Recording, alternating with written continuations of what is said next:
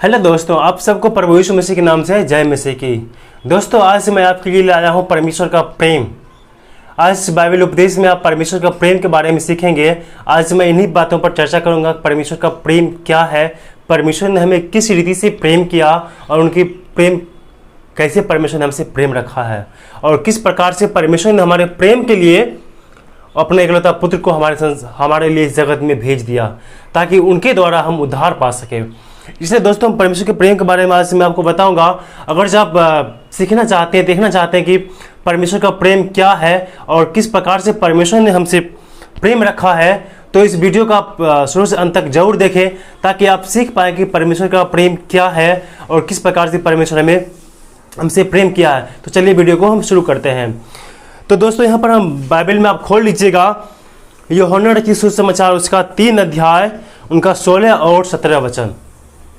यहाँ पर हम पढ़ेंगे। बाइबल इस प्रकार से लिखा है, क्योंकि परमेश्वर ने जगत से ऐसा प्रेम रखा कि उसने अपना इकलौता पुत्र दे दिया ताकि जो कोई उस पर विश्वास करे वह नष्ट न हो परंतु अनंत जीवन पाए। परमेश्वर ने अपने पुत्र को जगत में इसलिए नहीं भेजा कि जगत पर दंड की आज्ञा दे, परंतु इसीलिए कि जगत उनके द्वारा उद्धार पाए। जगत उसके द्वारा उद्धार पाए। मेरे प्रिय भाई और बहनों, मैं आपको कहना चाहता हूँ, परमेश्वर ने हमसे प्रेम किया, ना कि हमने परमेश्वर से प्रेम किया है। बाइबल में से लिखा हुआ है कि परमेश्वर ने हमसे प्रेम किया। ऐसा नहीं लिखा है कि इंसान ने परमेश्वर से प्रेम किया है। ये बहुत बड़ी बात है। वो परमात्मा जिसने हमें और आपको बनाया है, हमें वो प्रेम किया है, हमसे वो प्रेम करता है। अब बीस नहीं, उत्पत्ति के समय से जब आदम को परमेश्वर ने बनाया था तो मिट्टी से बनाया और उसने अपने स्वरूप में बनाया, तब कि उसके निथनों में जीवन का सांस फूंका तो आदम जीवित प्राणी बन गया। मेरे प्रियो, परमेश्वर ने हमसे बहुत गहरा प्रेम रखता है, इसीलिए तो उसने अपने स्वरूप में इंसान को बना डाला। यह है परमेश्वर का प्रेम, जो अपने आप को उस इंसान में देखा परमेश्वर ने। इसीलिए प्रियो, परमेश्वर ने हमसे प्रेम किया है। प्रेम तो कई प्रकार के होते हैं।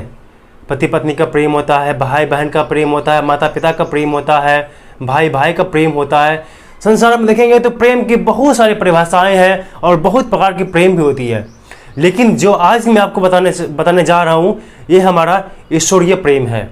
ईश्वर ने हमसे किस प्रकार से प्रेम रखा है, उसके बारे में आज आपसे मैं बातें कर रहा हूँ। ये ईश्वरीय प्रेम के बारे में आपने तो प्रेम के बारे में बहुत सारा पहले से वचन सुन चुके होंगे, लेकिन जो मैं आपको बता रहा हूँ, जो प्रकाशन मुझे परमेश्वर ने दिया है परमेश्वर के प्रेम के बारे में, मैं वही आपके सामने रखने की कोशिश कर रहा हूँ। मेरे प्रियो, परमेश्वर का प्रेम बहुत बड़ा विषय है और मैं इसे आपके सामने में संक्षिप्त में रखना चाहूँगा। इसीलिए परमेश्वर ने हमसे प्रेम किया है और मैं इसे आपके सामने में एक उदाहरण के द्वारा मैं इस प्रेम को आपके सामने में रखूँगा, किस प्रकार से परमेश्वर ने हमसे प्रेम रखा है। मेरे प्रियो, यहाँ पर परमेश्वर ने अपने पुत्र प्रभु यीशु मसीह को जगत में इसीलिए भेजा है क्योंकि हम उसके द्वारा उद्धार पा सकें। मेरे प्रियो, हमें उद्धार किससे से पाना है? पापों से, गुनाह से। जब हम पाप करते हैं तो हम गुनाह में परमेश्वर से दूर हो जाते हैं, लेकिन वही पापों को माफ करने के लिए परमेश्वर ने हमसे प्रेम किया है। ये उसने हम पर अनुग्रह किया है कि हम उनके अनुग्रह के द्वारा पाप हमारा क्षमा होता है। अगर जी प्रियो, वो हमारे पापों के कारण हमें वो नष्ट करना चाहे तो कर सकता है, लेकिन उसने हमसे इतना प्रेम रखा है कि उसने हमें बचाना चाहता है। वो नहीं चाहता है कि मेरा बनाया हुआ इंसान, जिसको मैंने अपने स्वरूप में बनाया, उसको मुझे नरक में भेजना पड़े। वो नहीं चाहता है। वो चाहता है कि हम अनंत जीवन और हमेशा उसके साथ में रहे, हमें अनंत जीवन दे और हमेशा परमेश्वर के साथ में रहे। ये चाहता है हमारा परमेश्वर। क्यों? क्योंकि उसने हमसे प्रेम किया है। इसीलिए उसी प्रेम के कारण उसने अपना एकलौता पुत्र प्रभु यीशु को भी नहीं छोड़ा, परंतु हमारे लिए इस संसार में मरने के लिए भेज दिया। मेरे प्रियो, मरने के लिए प्रभु यीशु मसीह को परमेश्वर ने इस संसार में भेजा। किस लिए? तो पाप के लिए। हम जब पाप करते हैं तो पाप की सजा मृत्यु है, ये बाइबल बतलाती है। हम पाप के द्वारा संसार में मृत्यु आए। जब आदम ने पाप किया तो परमेश्वर ने उसे मृत्यु का श्राप दे दिया। तब से इंसान मृतजीवी है। इंसान जन्म लेता है, बड़ा हो, अंतिम में फिर वो मर के मिट्टी में मिल जाता है। ये परमेश्वर का श्राप है। लेकिन परमेश्वर चाहता है जो हर एक इंसान के अंदर में उनकी आत्मा के जो अंश है वो अंत में मर के, इंसान जब मर जाए उसकी आत्मा के अंश परमेश्वर के पास फिर चला जाए। इसीलिए परमेश्वर ने हमसे प्रेम किया है, इसीलिए उसने अपना इकलौता पुत्र प्रभु यीशु मसीह को संसार में भेजा। हम उसके द्वारा हमारे पापों की क्षमा हो और हमें उस अनंत जीवन स्वर्ग में परमेश्वर के साथ में रहना पड़े। इसीलिए परमेश्वर ने हमसे प्रेम किया। मेरे प्रियो, मैं आपको एक छोटी सी उदाहरण देकर के परमेश्वर को प्रेम को मैं आपके सामने में रखना चाहता हूँ। उदाहरण के लिए आप मान लीजिए एक व्यक्ति है, वो व्यक्ति जो है वो रेलवे डिपार्टमेंट में काम करता है। मेरे प्रियो, रेलवे डिपार्टमेंट अलग बहुत बड़ा है और अलग अलग डिपार्टमेंट का अलग अलग काम होता है, अलग अलग ड्यूटी होती है। वैसा ही इस व्यक्ति का भी रेलवे डिपार्टमेंट में काम करता है और उस व्यक्ति को भी एक बेटा है जो उसका इकलौता सिंगल बेटा है, जो अकेला बेटा है उसका। लेकिन वो व्यक्ति रेलवे डिपार्टमेंट में काम करता है, उनके पुत्र को भी नहीं, बेटा को भी एक काम, उनके पापा के जो काम है वो बहुत पसंद है, अच्छा लगता है। बेटा भी कभी कभी बार बार आता है घूमने के लिए, पापा को देखते मेरे पापा रेलवे में काम कर रहे हैं, बहुत अच्छा काम कर रहे हैं, उसे खुशी होती है कि मेरे पापा रेलवे डिपार्टमेंट में काम करता है। मेरे प्रियो, जो इस व्यक्ति का जो रेलवे में ड्यूटी था वो फाटक के खोलने और बंद करने की ड्यूटी था। और इसका ड्यूटी इस जगह में लगा हुआ था, एक समुंदर है, वहाँ पर पुल है और पुल का जो फाटक है वो खुलता है और बंद होता है। इसका ड्यूटी वहाँ पर लगा हुआ था।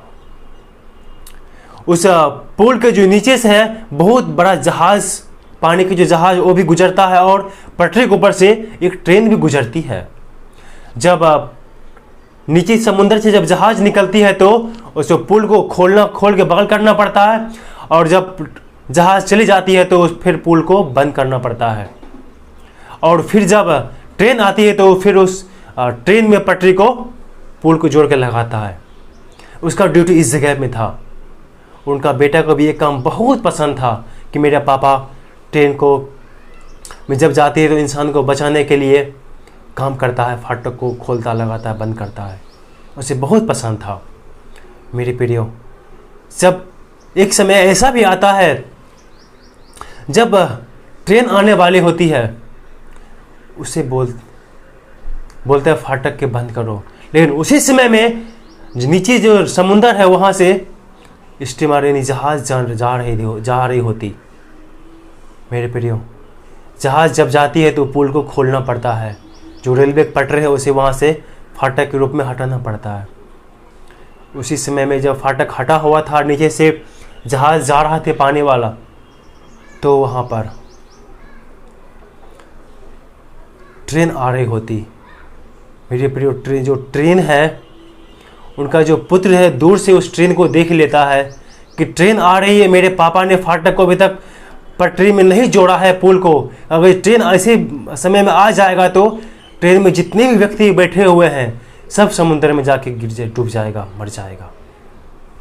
मेरे प्रियो, वहाँ पर जब हम ट्रेन को देखते हैं तो ट्रेन में कितने भी व्यक्ति सवार होते हैं, नाना प्रकार के व्यक्ति। जी, आप जब ट्रेन में सफ़र करते होंगे, किए होंगे तो आपको मालूम होगा ट्रेन में हर व्यक्ति सवार होते हैं, चाहे गरीब हो या अमीर हो, चाहे कोई झगड़ा करके गया हो या कोई समस्या का हल निकालने के लिए गया हो।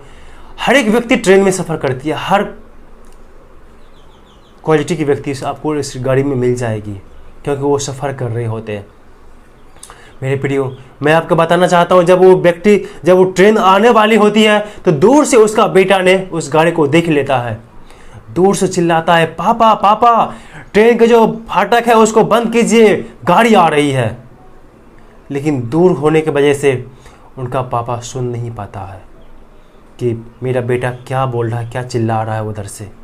लेकिन ट्रेन उस समय दूर थी, इसीलिए ट्रेन को नहीं देख पाया।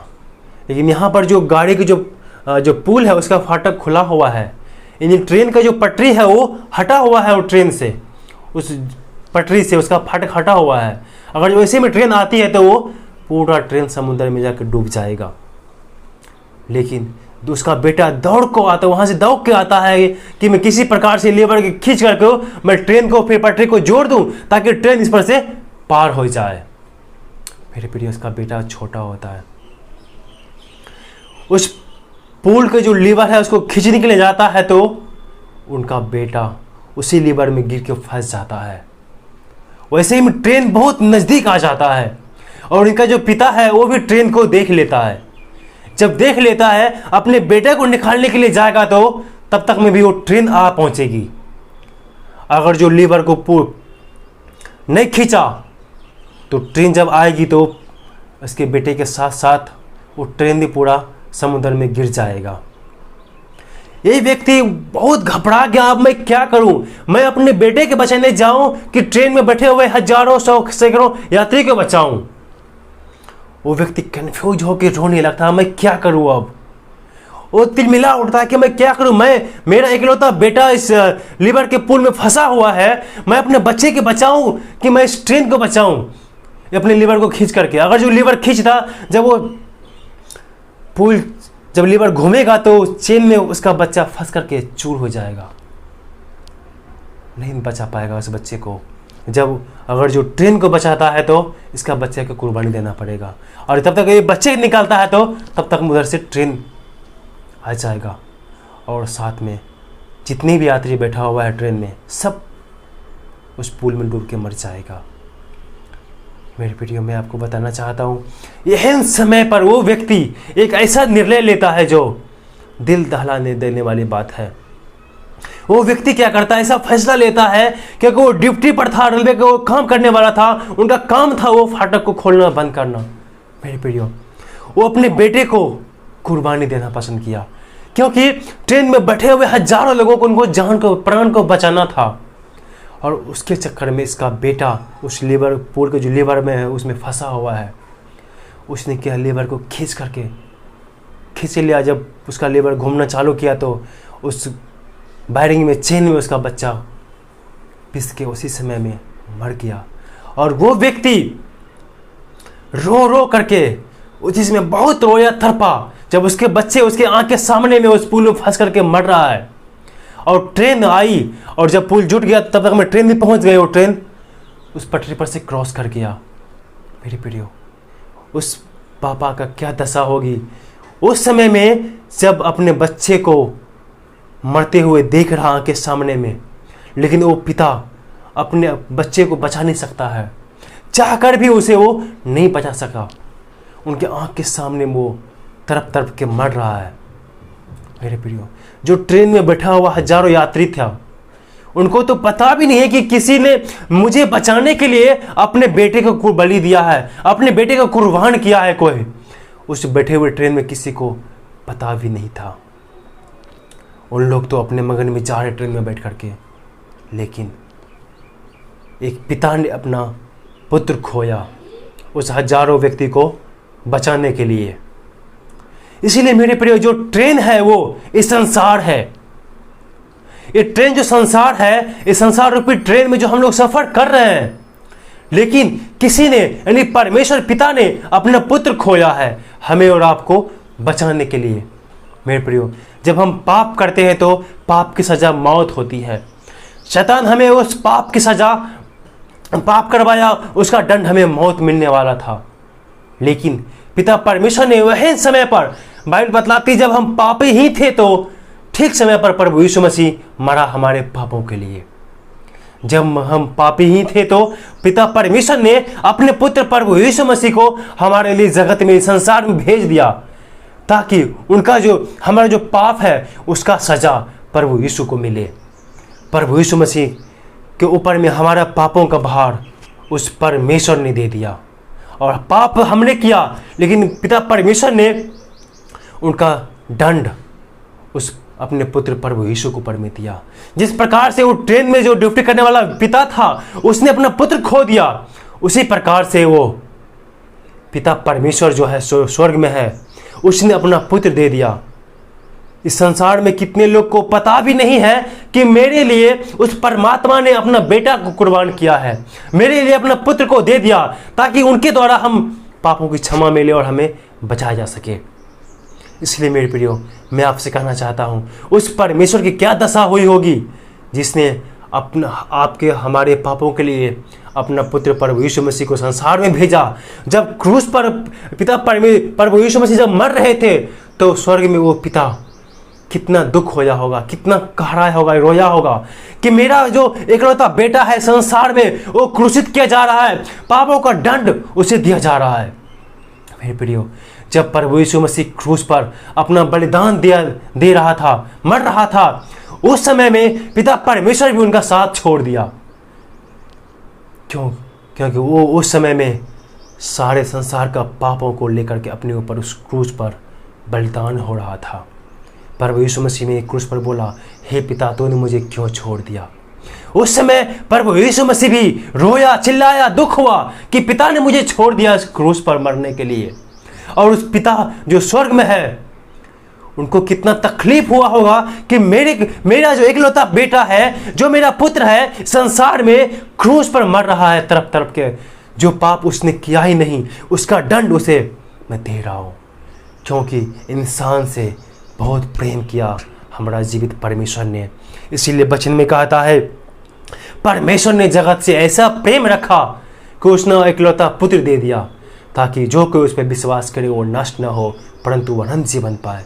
मेरे प्रियो, उस पिता की दशा क्या हुई होगी जो अपने बेटे को अपने आँख के सामने मरते हुए, तड़पते हुए देख रहा था। स्वर्ग में पिता परमेश्वर भी बहुत तड़पा होगा, रोया होगा, चिल्लाया होगा जब उसका बेटा उस क्रूस पर संसार में पापों को सजा के लिए, जो पाप आप और हमने किया उसकी सजा परमेश्वर ने इकलौते पुत्र प्रभु यीशु को दिया, ताकि उसके द्वारा हमें पापों की क्षमा मिले।